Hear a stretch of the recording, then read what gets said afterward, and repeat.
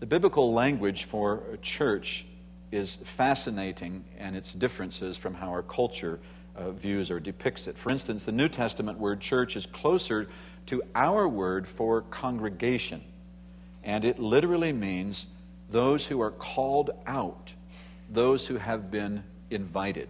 It's the image of people kind of going along the way, and someone has called out to them and said, hey, hey, hey, come on over here.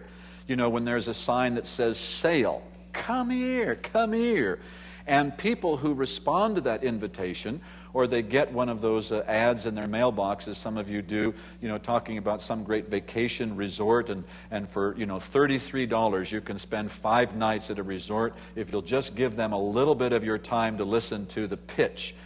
What they mean is that you'll have a little bit of time after the pitch, and you'll rue the day that you spent the $33 to go and to be talked at. But never mind, you get an invitation. And it is the people who respond to that invitation who have been called out from where everybody else is going. It is the called out ones, the ones who have been invited. And those who, after sending back their RSVP, are on their way to a gathering point to meet up with their hosts and their fellow guests. Church is more than a meeting. It is instead a meeting up with others along the way. Real church isn't just a place, it's a state of being, a togetherness with believers that is sometimes referred to as fellowship.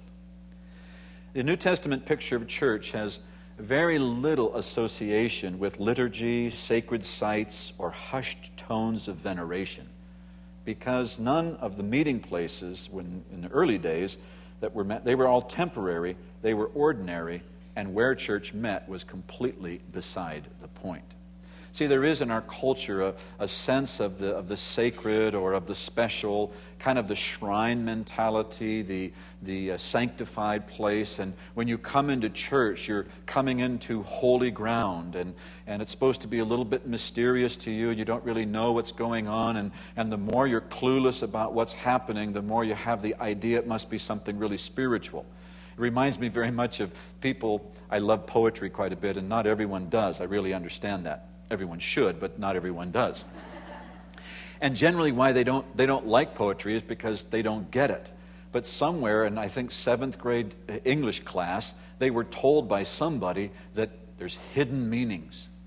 And you just sort of figure, I don't get it. And the more that I don't get a poem, the better it must be. Well, it's got real hidden meaning. I mean, I'm clueless. Well, this must be a really, really good. No, actually, if the meaning stays hidden, it's not a very good poem. It's just, well, if you're clueless, then so is the writer. That's basically the idea. And people have this feeling that if I'm coming to church, see, and actually, if you read back in the early days, the where they met wasn't the point. I've been outside of Rome in one of the catacombs where the Christians met.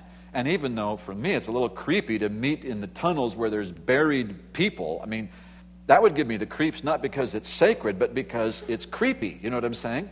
But they met there because it was cheap. It was cheap. There were large places that were opened up. It was protected from the elements. And why not?